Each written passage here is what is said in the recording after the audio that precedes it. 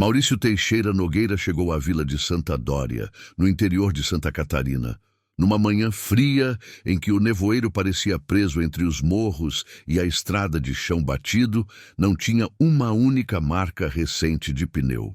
Eu lembro do cheiro de lenha úmida, de terra escura e de café passado em casa velha, e do silêncio. Não um silêncio bonito, mas um silêncio que dava a impressão de que qualquer som ia chamar atenção demais. Mas antes de continuar, siga o canal, curta e comenta aqui embaixo, porque isso ajuda a manter essas histórias vivas e aparecendo para você. Eu tinha 47 anos quando decidi sair da cidade grande. Não foi uma decisão heróica nem romântica, foi cansaço mesmo.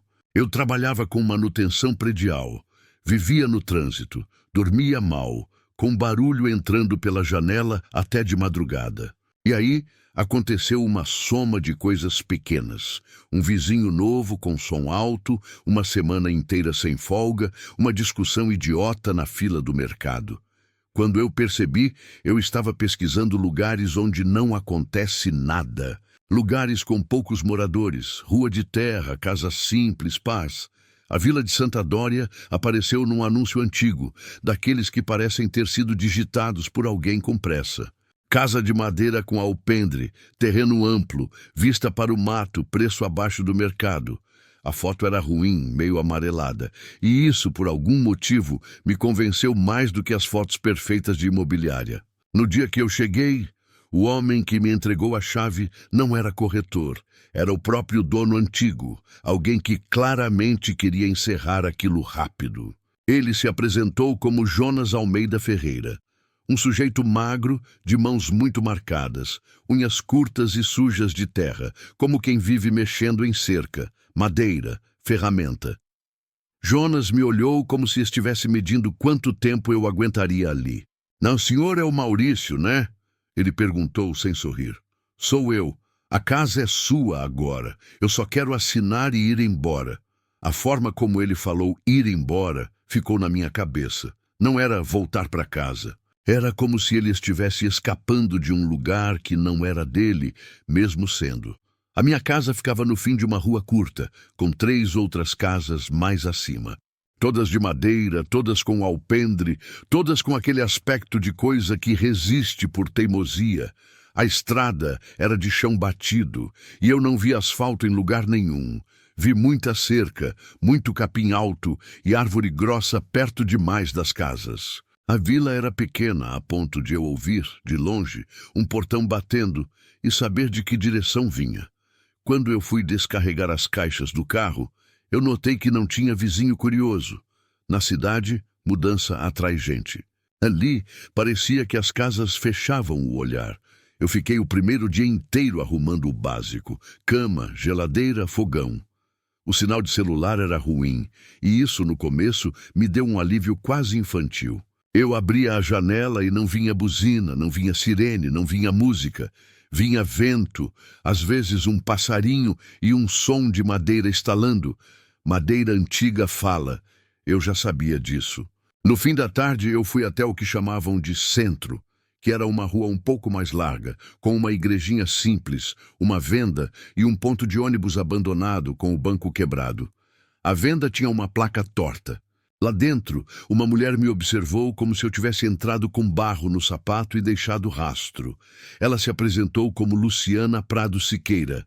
Era nova demais para ter aquela seriedade no rosto, mas tinha.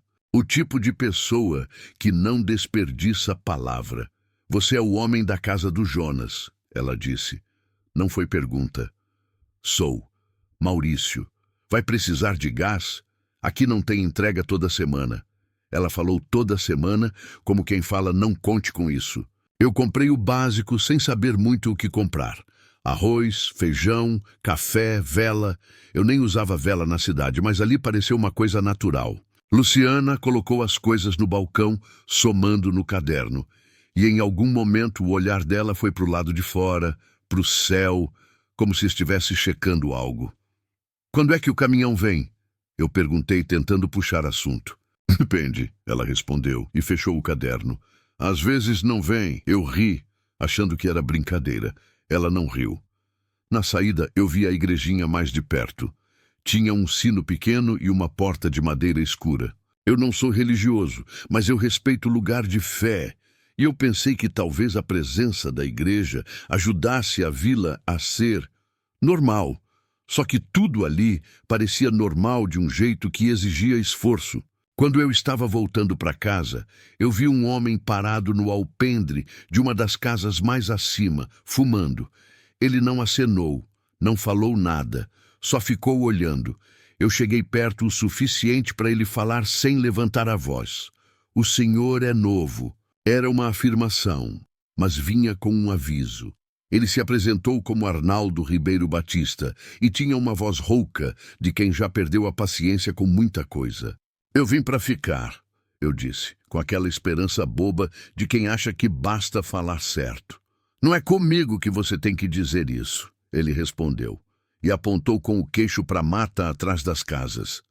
Aqui é diferente. Eu pensei em perguntar diferente como, mas a forma como ele falou me travou. Não parecia uma ameaça de homem, parecia uma constatação de alguém que viu coisa demais. Na primeira semana, eu trabalhei como se estivesse tentando provar alguma coisa. Fiz reparo no telhado, troquei tranca, limpei o terreno. Eu percebi detalhes que eu não tinha visto no primeiro dia. Algumas casas tinham tábuas novas em pontos específicos, como se alguém tivesse remendado arranhões ou buracos. Não eram marcas evidentes, não do jeito que eu lembraria depois, mas eram remendos altos demais para o tipo de dano que vento faz. Eu achei que era a árvore batendo ou algum bicho grande. Naquele momento, eu ainda tinha explicação para tudo. O que eu não tinha explicação era para o comportamento das pessoas quando o assunto deslizava para o céu. Teve um dia, já perto do fim da tarde, que Luciana me perguntou, do nada: "Você sabe que dia é hoje?" Eu olhei o celular que mal pegava e respondi o que achava. Ela balançou a cabeça não satisfeita. "A lua", ela disse, como se fosse suficiente. "A lua vai enchendo." E ficou por isso. Ela virou as costas e foi organizar uma caixa de mercadoria como se tivesse falado sobre chuva. Eu comecei a reparar que quando escurecia, a vila fechava cedo. Não era paz, era recolhimento. Portas fechavam com 2 trancas. Cortinas eram puxadas antes mesmo de dar noite. Os poucos cachorros que eu vi não latiam muito, e isso, para mim, era estranho. Cachorro em lugar isolado costuma latir para qualquer coisa. Ali, eles pareciam treinados. Num sábado de manhã, eu finalmente conheci o padre. Eu estava carregando 2 tábuas para o fundo do quintal quando vi ele passando na rua. A batina um pouco levantada para não arrastar no barro. Era um homem alto, magro, de rosto pálido, e andava rápido, como se estivesse atrasado. Eu cumprimentei por educação. Ele parou, olhou direto para mim, e por um segundo eu tive a impressão de que ele queria medir se eu era problema. "E bom dia", eu disse. "Bom dia", ele respondeu com uma voz baixa demais. Ele se apresentou como Padre Osvaldo Martins Moreira. Quando eu estendi a mão, ele hesitou antes de apertar. A mão dele estava fria, e não era frio de manhã. Era frio de nervo. "O senhor é o novo morador", ele falou. "Sou. Vim para ter sossego." O padre me encarou mais um pouco.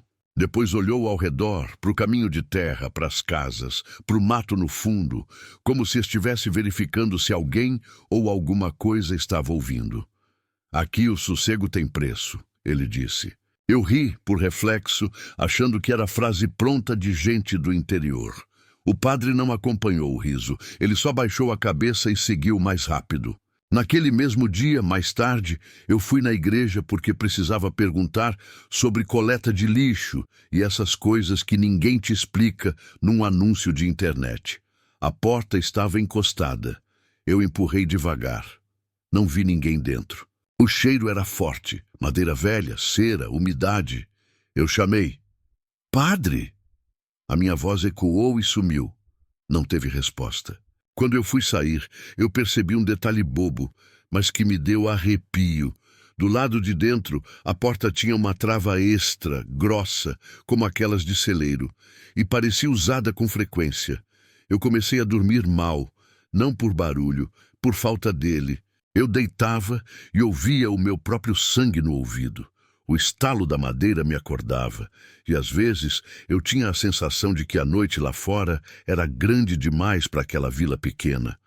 Numa noite, eu encontrei Jonas de novo. Ele estava na estrada, perto do portão da minha casa, como se tivesse aparecido do nada.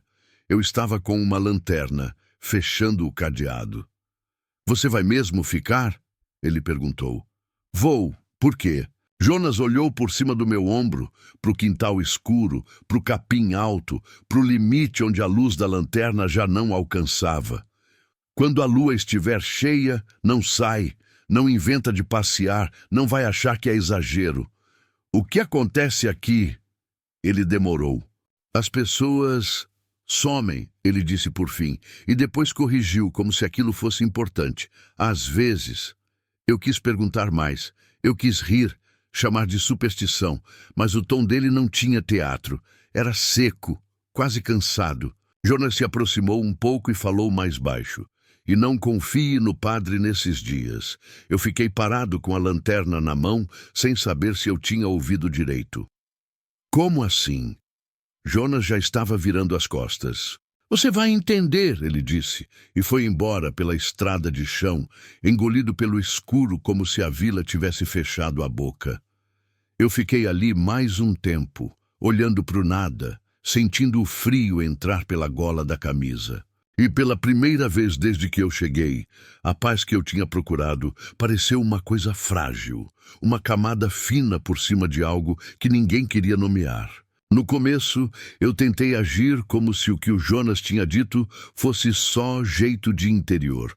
Eu repetia isso para mim mesmo enquanto organizava a casa, enquanto capinava o quintal, enquanto batia prego e ajustava a fechadura. Eu queria acreditar que o medo deles era folclore, uma superstição que vira hábito quando não tem muita novidade para preencher o dia. Só que Santa Dória tinha um jeito de desmentir a gente sem fazer barulho. Na segunda semana eu acordei antes do sol e estranhei uma coisa simples. Não tinha canto nenhum, nem passarinho, nem aqueles insetos que fazem um zumbido chato no escuro. Eu abri a janela e senti o ar frio entrar, pesado, como se tivesse umidade demais. O capim do terreno estava molhado, brilhando com o pouco de luz, e o nevoeiro estava mais baixo do que nos primeiros dias. A estrada de chão lá embaixo parecia apagada. Eu fiquei uns segundos parado, só escutando. A minha casa estalou como sempre, mas, fora isso, nada. Um silêncio que não combinava com mato. Eu pensei em chuva, pensei em mudança de tempo. Aí eu ouvi muito longe um estalo seco de galho quebrando. Não foi o craque de um graveto, foi um som grosso, como se alguma coisa pesada tivesse pisado em madeira verde. Eu fiquei com a sensação idiota de estar invadindo um lugar onde eu não era bem-vindo, mesmo parado no meu próprio alpendre. Nesse mesmo dia, eu fui até o fundo do terreno, onde tinha uma cerca velha, e além dela, mato fechado. Eu estava mexendo numa tábua caída quando senti um cheiro que não era de terra nem de folha molhada. Era metálico. Um azedo de ferrugem misturado com coisa úmida, como carne esquecida. Não era forte a ponto de me fazer vomitar. Era o suficiente para me deixar atento. Eu segui o cheiro até uma parte mais baixa, perto de um filete de água que cortava o terreno.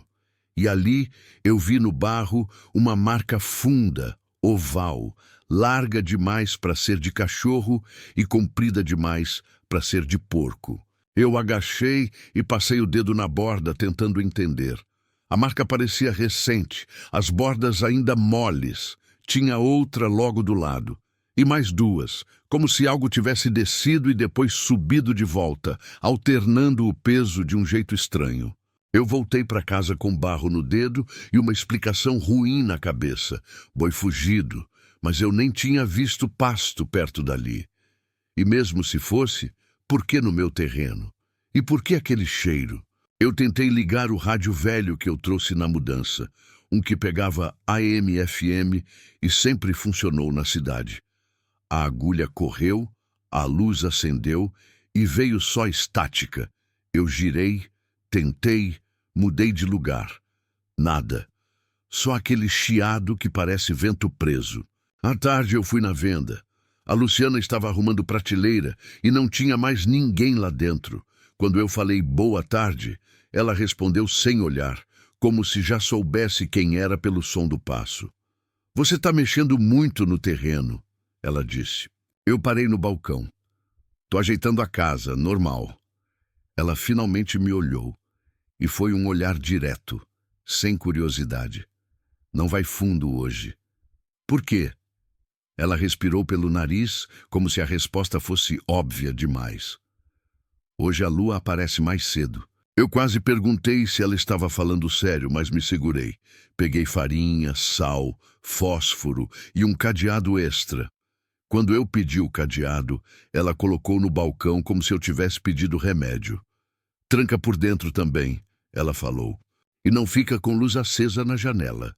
Luz acesa atrai bicho? Ela não respondeu. Só fechou o caderno igual da outra vez e olhou para o lado de fora de novo, checando o céu. Na saída, eu vi o padre Osvaldo na porta da igreja. Não estava celebrando nada, não tinha ninguém com ele. Ele só estava ali, imóvel, encarando o mato do outro lado da rua. Quando eu passei, ele virou a cabeça devagar e me acompanhou com os olhos. Os olhos dele estavam fundos, com olheira, como quem não dorme há dias. Padre, eu cumprimentei por educação. Ele demorou de um pouco para responder, como se estivesse voltando de outro lugar. Maurício. Ele lembrava meu nome. Aquilo, por algum motivo, não me tranquilizou. Tá tudo bem? Eu perguntei. O padre esfregou a mão no próprio antebraço, num gesto nervoso, e eu vi que ele tinha umas marcas pequenas perto do pulso, como arranhões cicatrizando. Podia ser de gato, podia ser de cerca, mas a forma como ele escondeu o braço depois foi rápida demais. Hoje, ele começou e parou. Engoliu seco. Hoje fique em casa. Eu senti um arrepio que não era só frio.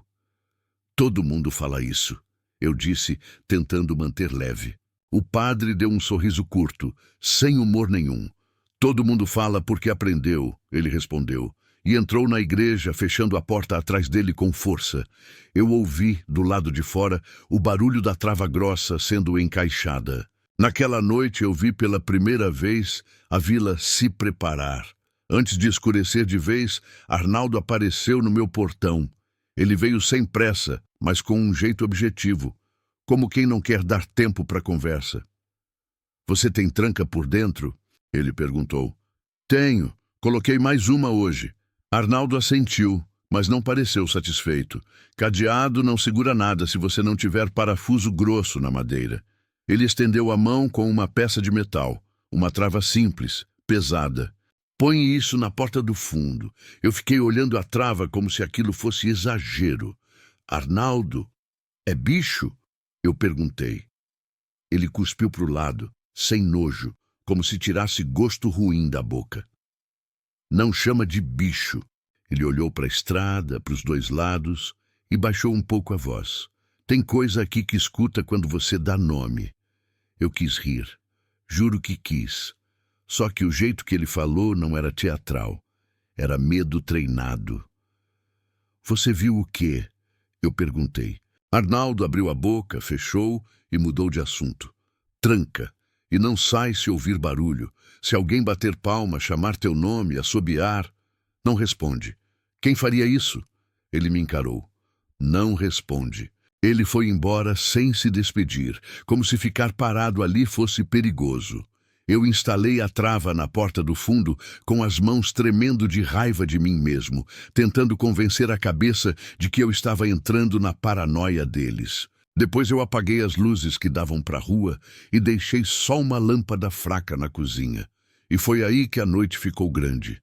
Por volta das 10, eu ouvi um cachorro latir. Um latido curto, desesperado, e depois silêncio. Não teve continuação, não teve resposta de outros cães. Foi como se alguém tivesse desligado o som. Eu fui até a janela do quarto e só vi escuro e a linha do mato mais preto ainda. O vento tinha parado. Eu senti de novo aquele ar pesado, parado, como se a vila inteira estivesse prendendo a respiração. Então eu ouvi, distante, vindo do lado da mata, um som baixo, ritmado. Não parecia passo de gente. Era pesado demais para ser pessoa andando normal. E não era rápido. Era como se algo se aproximasse sem pressa, escolhendo onde pisava. Eu recuei da janela devagar, sem coragem de acender a luz do quarto. Fui para a cozinha, peguei a lanterna e por um segundo eu me peguei pensando em abrir a porta e olhar. A curiosidade é uma coisa burra. Eu não abri. O som parou. E esse foi o pior momento. Porque quando o som parou, eu entendi que aquilo podia estar perto e que eu não estava ouvindo porque não queria ser ouvido. Eu fiquei um tempo sentado no chão da cozinha, encostado no armário, com a lanterna na mão e o coração batendo forte o suficiente para eu sentir na garganta. Eu ouvi a madeira da casa estalar, ouvi o telhado trabalhando no frio. E em algum momento veio de fora um arranhão comprido, único, na parte de trás da casa. Não foi forte como pancada. Foi um risco, como unha passando devagar numa tábua. Eu segurei a respiração sem perceber. Depois, silêncio outra vez. Quando o dia clareou, eu encontrei marcas no barro do quintal. Não era uma trilha inteira, não era algo óbvio. Eram 2 depressões fundas perto da cerca. Como se alguém tivesse parado ali. Eu cheguei perto e vi a profundidade. Aquilo tinha peso. E do lado, na madeira da cerca, havia um risco claro, alto demais. A marca começava acima da minha cabeça e descia em diagonal, como se algo tivesse apoiado a mão, ou o que fosse, e puxado. Eu fiquei olhando para aquilo com a boca seca, tentando encontrar uma explicação que não soasse ridícula. No fim da manhã, Jonas apareceu de novo, como se tivesse sido avisado que eu sobrevivi à noite. "Você ouviu?" Ele perguntou. Eu não respondi de primeira. Eu só apontei com o queixo para as marcas no barro. Jonas se agachou, tocou de leve e levantou com o rosto duro. "Você não saiu." Não era pergunta. "Não." Ele fez um gesto de aprovação, pequeno, quase imperceptível. "Isso foi só para te medir," ele disse baixo. "Isso o quê, Jonas?" Ele me olhou como se eu estivesse pedindo a coisa errada. "Você queria paz. Aqui a paz é assim. Você aprende a ficar quieto, aprende a não olhar, aprende a não achar que é dono de nada." Ele deu um passo para trás e, antes de ir embora, falou o que me gelou de verdade. "Na lua cheia de verdade, não é marca em cerca, é gente." E ele foi embora sem deixar espaço para eu responder. Eu fiquei sozinho no quintal, com o cheiro úmido do barro subindo e aquela marca alta na madeira me encarando como prova de que eu estava lidando com algo que não cabia nas explicações comuns. Depois daquela noite, eu passei 2 dias tentando voltar ao normal. Isso ali significava fazer barulho de gente viva, martelar, varrer, puxar água, ligar o fogão. Eu estava querendo provar para mim mesmo que eu tinha controle. Só que o controle não durava muito tempo. Quando eu olhava para o risco alto na cerca, ou quando eu lembrava do silêncio logo depois do latido. Na terceira manhã, eu vi o Arnaldo no caminho, de enxada no ombro, indo para o lado da mata como quem vai trabalhar. Ele não parecia assustado, parecia cansado, e isso me incomodou mais do que medo. "Arnaldo", eu chamei. Ele parou, mas não veio até o meu portão. Ficou a uns metros mantendo distância. "O que foi?" "Aquilo. Volta." Ele me encarou com uma expressão que não era de impaciência, era de alguém escolhendo as palavras certas. "Volta." Ai, completou. "Se não tiver o que quer, volta mais cedo." "O que quer?" Arnaldo fechou a cara. "Você está perguntando demais para quem chegou agora." Eu respirei fundo, tentando não soar como um idiota. Eu achei marcas no meu terreno. Eu ouvi coisa arranhando minha casa. Eu só quero saber o que eu estou enfrentando. Ele olhou para o chão, para o barro, como se o assunto tivesse peso físico. Você não está enfrentando nada. Você está aprendendo a viver aqui. Ele levantou o queixo. Se você quiser enfrentar, vai perder. E foi embora sem dizer mais. Naquela tarde eu fui até a igreja de novo, porque eu precisava entender o padre. Jonas tinha falado para eu não confiar nele, e isso ficava martelando na minha cabeça. Não fazia sentido para mim. Padre é o tipo de pessoa que numa vila isolada vira referência. Ali parecia o contrário. Ele era um nervo exposto. A igreja estava aberta, mas vazia. A luz lá dentro era fraca, entrando pelas frestas. Eu chamei. Padre Osvaldo. Ouvi um barulho vindo dos fundos, algo arrastando. A porta lateral que dava para o pequeno corredor estava entreaberta. Eu empurrei devagar e vi o padre perto da sacristia, de costas, mexendo em alguma coisa em cima de uma mesa. Ele se virou rápido quando me ouviu, como se eu tivesse pego ele fazendo coisa errada. Maurício! Ele falou meu nome como se fosse uma repreensão. Eu notei de cara que ele estava diferente do dia que eu conheci. O rosto mais tenso, a pele mais pálida e as mãos dele tremiam um pouco. Ele tentou esconder, prendendo os dedos um no outro. Desculpa incomodar, eu disse. Eu tô tentando me adaptar. O padre assentiu, mas não parecia ouvir de verdade. O olhar dele ia e voltava, passando por cima do meu ombro, como se esperasse alguém atrás de mim. O senhor tá bem? Eu perguntei, e na hora me arrependi. O padre respirou fundo. A garganta dele mexeu, como se engolisse alguma coisa amarga. É uma fase, ele falou baixo. A vila passa por fases. Todo mundo fala da lua. Ele ficou parado um segundo e eu vi o maxilar dele apertar. Falam demais. Ele se aproximou. Um passo. Você veio de longe. Não tem família aqui, não tem ninguém. O tom dele ficou mais urgente. Se eu disser para você ir embora, você vai? Eu senti o estômago afundar. Ir embora? Por quê? O padre desviou o olhar e passou a mão no rosto, como se estivesse exausto. Eu não posso, ele murmurou e parou. Eu tentei forçar uma resposta. Padre, alguém está fazendo isso? Alguém está assustando as pessoas? Ele me olhou e o que eu vi ali não era ameaça. Era vergonha e medo. Você precisa entender uma coisa, ele disse. Aqui a gente não chama, a gente não provoca. Provoca o quê? O padre ficou em silêncio, os olhos presos no chão. Eu vi então, na borda da batina, perto do joelho, uma mancha seca, escura. Parecia barro, mas tinha um tom diferente, quase ferrugem. E de novo aquele cheiro bem fraco, metálico, como se estivesse grudado nele. O senhor se machucou? Eu perguntei. A reação foi imediata. Ele puxou a batina, escondendo a mancha. Vá para casa, Maurício, ele disse com a voz mais dura. Agora. Eu não discuti. Saí. E enquanto eu caminhava pela rua de terra, eu tive a sensação de que a igreja, atrás de mim, estava me olhando pelas frestas. Na venda, a Luciana estava fechando mais cedo. Ainda era tarde, mas ela já tinha as portas semi-encostadas, como se não quisesse convidar ninguém a entrar. Eu empurrei e ela levantou a cabeça rápido. Não entra, ela falou.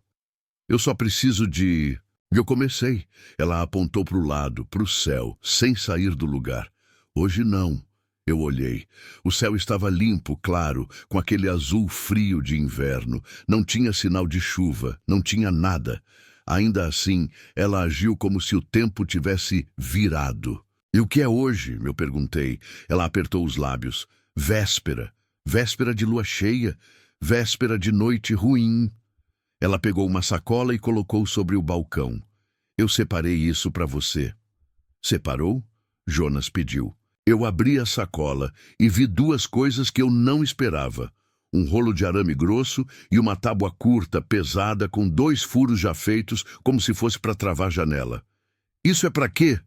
Luciana baixou a voz. Para fechar o que você acha que está fechado. Você fala como se... Eu parei, sem conseguir terminar. Ela me encarou por um segundo e ali eu vi que ela estava com medo de verdade. Não um medo de filme, um medo prático que muda a rotina. Você ouviu alguém chamando teu nome? Ela perguntou.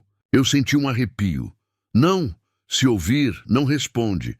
Ela repetiu igual o Arnaldo.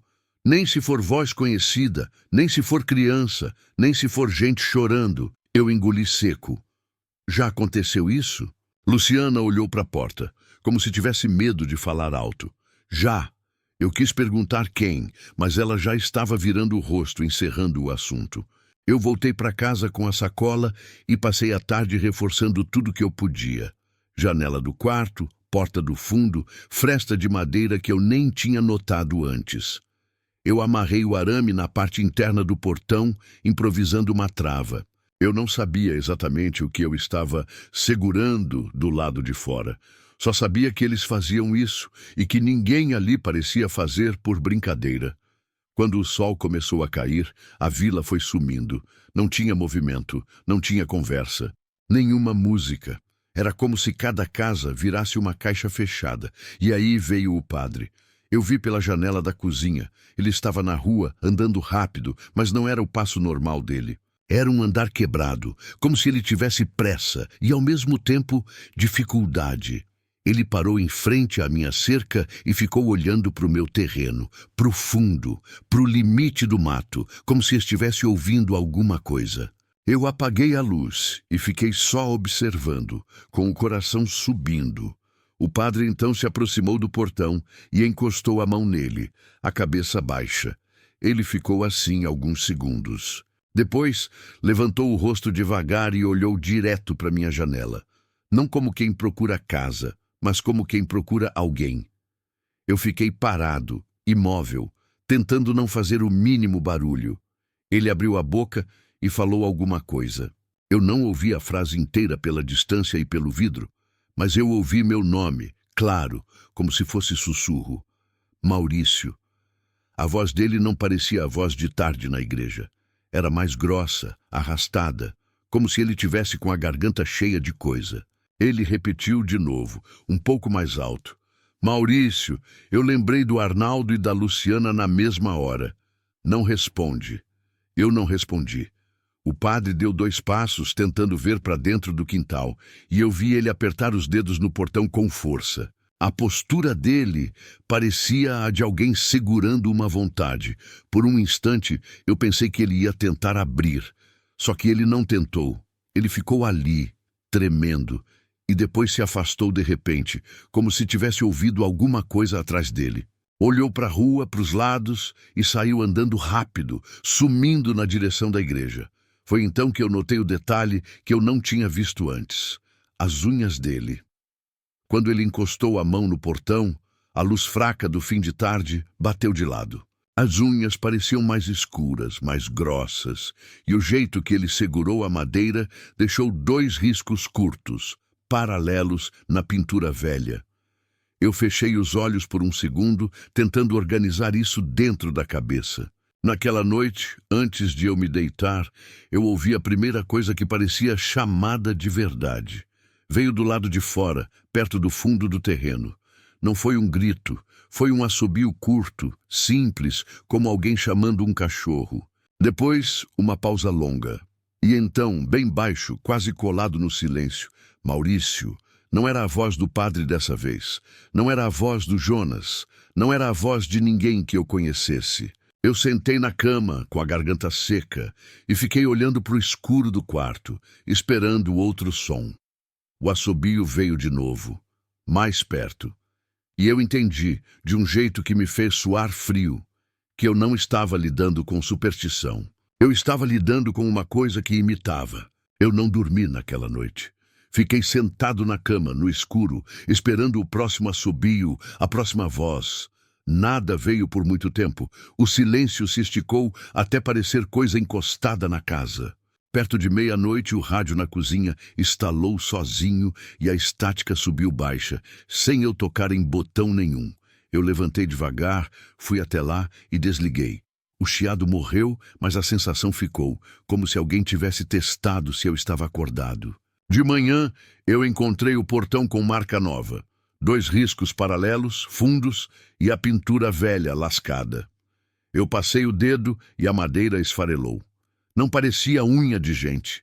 Fui até a venda cedo. Luciana abriu só uma fresta, me viu e deixou eu entrar. Estava com o rosto amassado de quem não dormiu. Hoje é a lua cheia, ela disse, sem rodeio. A cheia de verdade. Você tem certeza? Eu perguntei. Ela deu de ombros, um gesto curto. Aqui a gente não erra. Eu comprei vela, pilha, fósforo. Quando pedi mais um cadeado, ela me entregou como quem entrega remédio. Tranca cedo, e se ouvir coisa no telhado, não vai olhar pela janela. Do lado de fora, Jonas me esperava perto do ponto de ônibus abandonado. Ele não veio até mim, só fez um sinal com a cabeça. Você vai ficar dentro hoje? Ele perguntou. Vou. Jonas respirou fundo, o olhar preso na linha do mato. Apaga a luz. Não responde voz. E se baterem, você não abre, nem que pareça gente. E o padre? Eu perguntei. A mandíbula dele travou. O padre tenta segurar. Às vezes consegue. Segurar o quê? Jonas balançou a cabeça.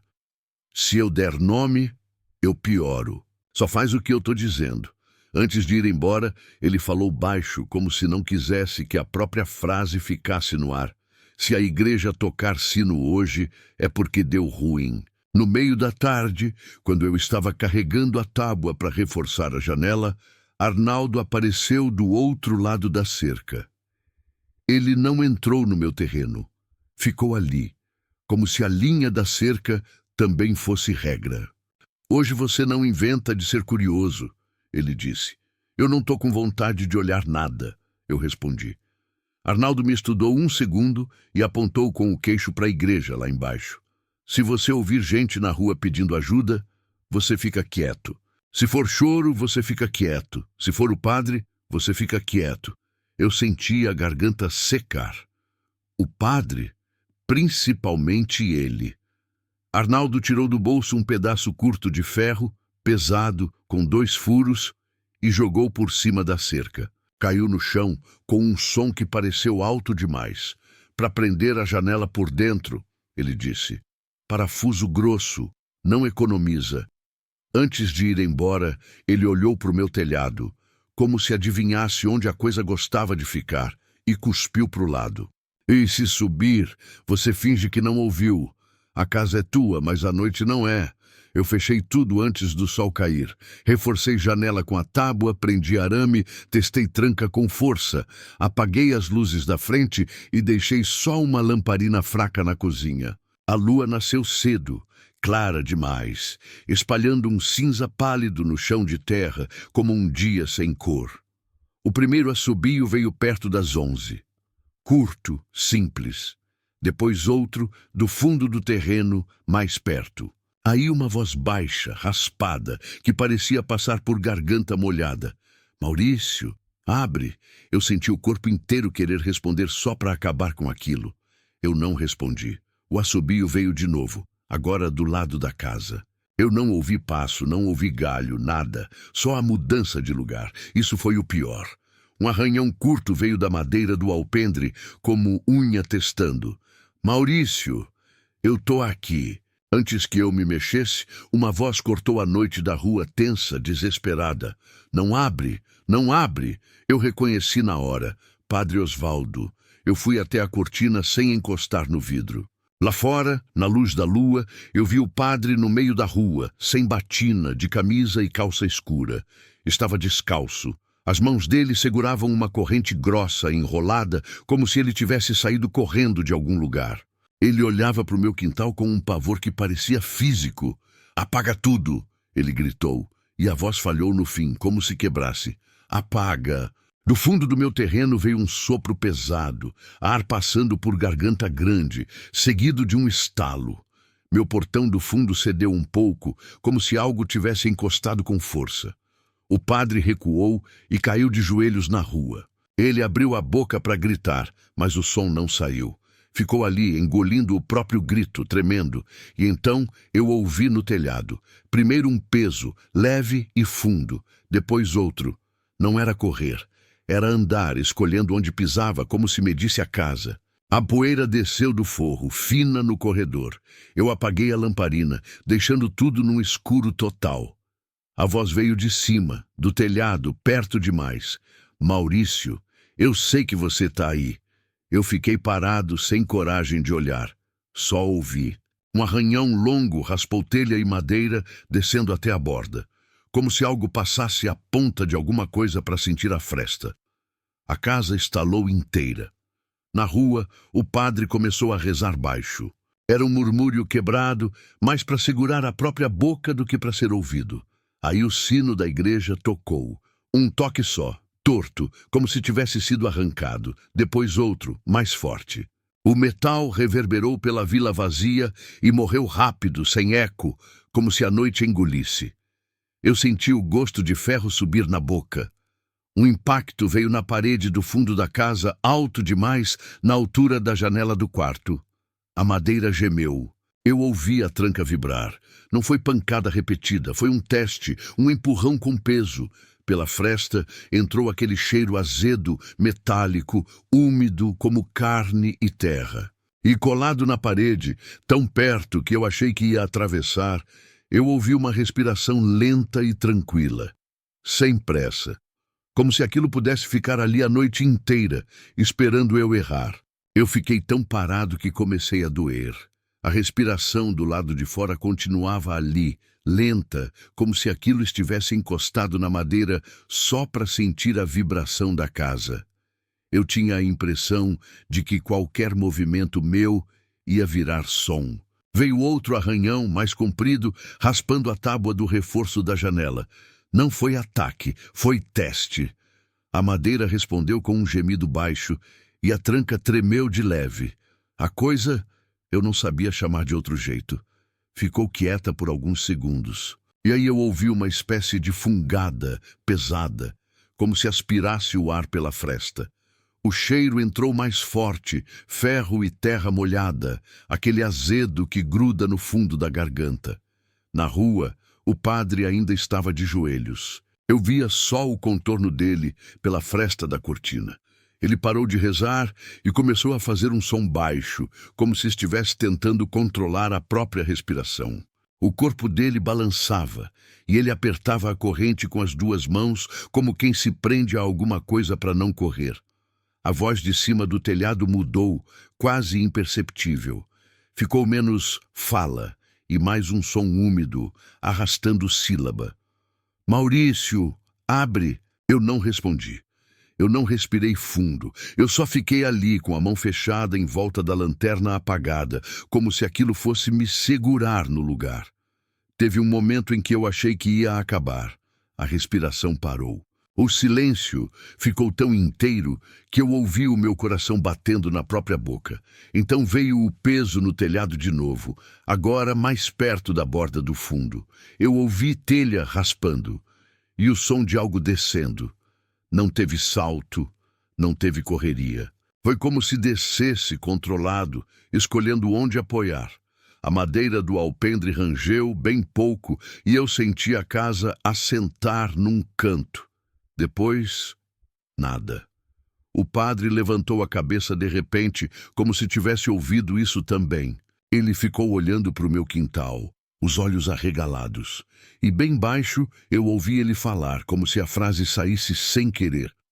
Não, não aqui. E foi nessa hora que eu entendi uma coisa simples, que eu vinha evitando. O padre não estava ali para me proteger. Ele estava ali porque tinha medo do que vinha junto com ele. A corrente fez um barulho seco quando ele puxou, tentando prender alguma coisa no próprio corpo, como se procurasse uma âncora. Ele se arrastou um pouco para trás, no barro da rua, e ficou ofegante. A boca dele abriu num tremor, e eu vi a saliva brilhando no queixo na luz da lua. Do lado de fora da minha parede, bem colado, veio um som de unhas batendo no chão de terra, 2 vezes, como se ajustasse a posição. Depois, um arrasto curto, como pata ou mão puxando barro.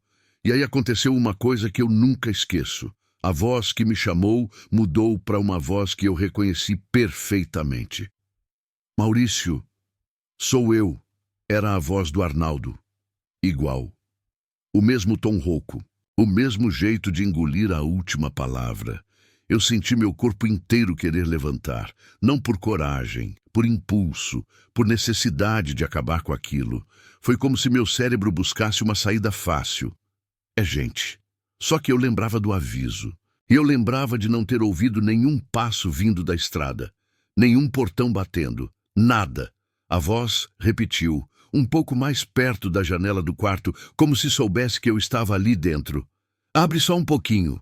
Eu tô machucado. Eu apertei os dentes com raiva de mim mesmo por sentir compaixão. Fiquei quieto.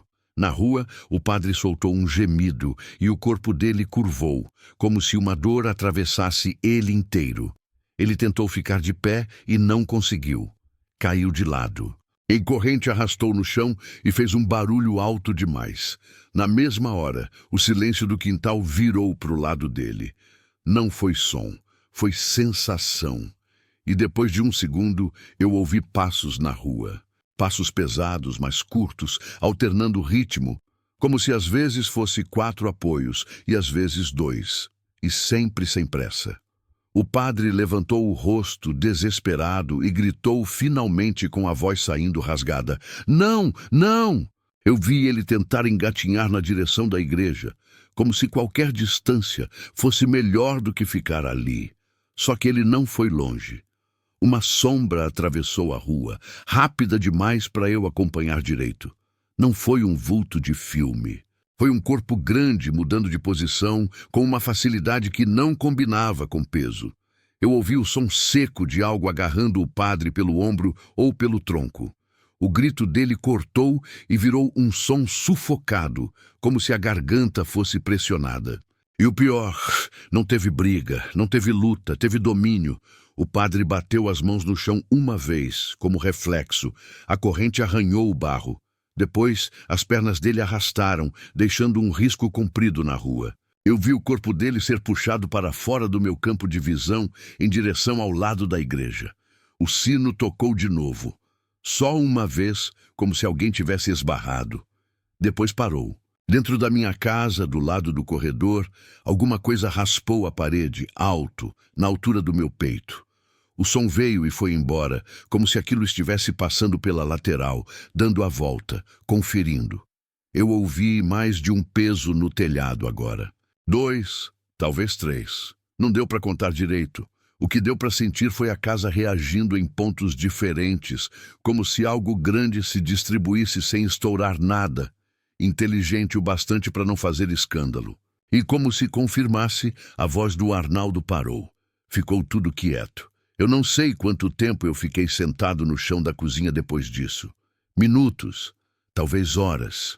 Eu só sei que, em algum momento, o frio começou a aliviar um pouco e o escuro perdeu aquela densidade. A madrugada cede quando o dia vem, mesmo sem sol. Quando clareou o suficiente para eu ver o contorno das coisas, eu não ouvi mais nada do lado de fora. Nenhum passo, nenhuma respiração colada.